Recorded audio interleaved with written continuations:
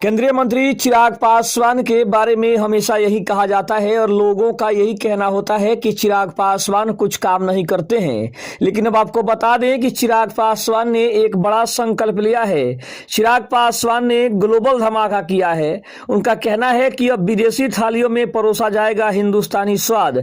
दुनिया के dining table पर भारत का कब्जा होगा।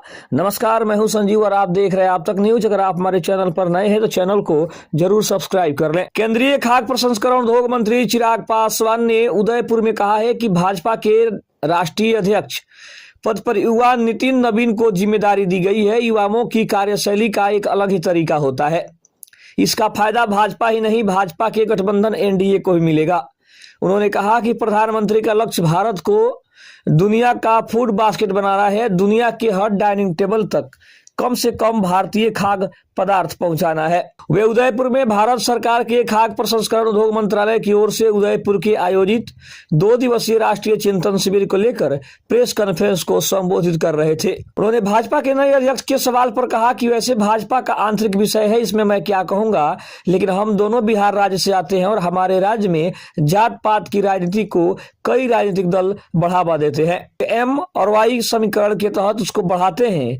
मेरे प्रधानमंत्री का अपना एक समीकरण है जिसमें एक एम में महिला और वाई में युवा है। उन्होंने कहा कि प्रधानमंत्री ने हमेशा महिलाओं और युवाओं को प्रोत्साहित करने और उनको मौका देने का काम किया है।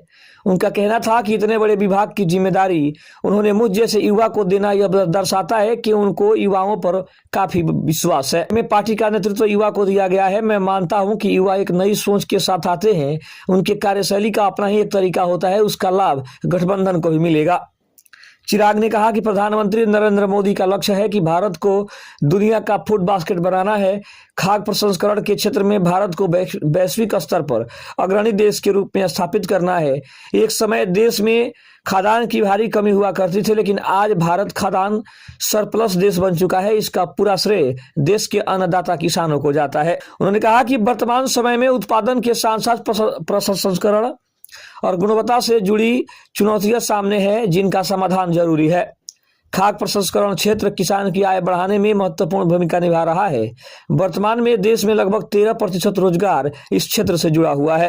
उन्होंने स्वीकार किया कि पहले जितना ध्यान उत्पादन पर दिया गया उतना प्रसंस्करण पर नहीं दिया गया, लेकिन प्रधानमंत्री मोदी के नेतृत्व में इस क्षेत्र में आधारभूत बदलाव किए गए हैं। इसके सकारात्मक परिणाम भी धीरे धीरे देखने को मिल रहे हैं।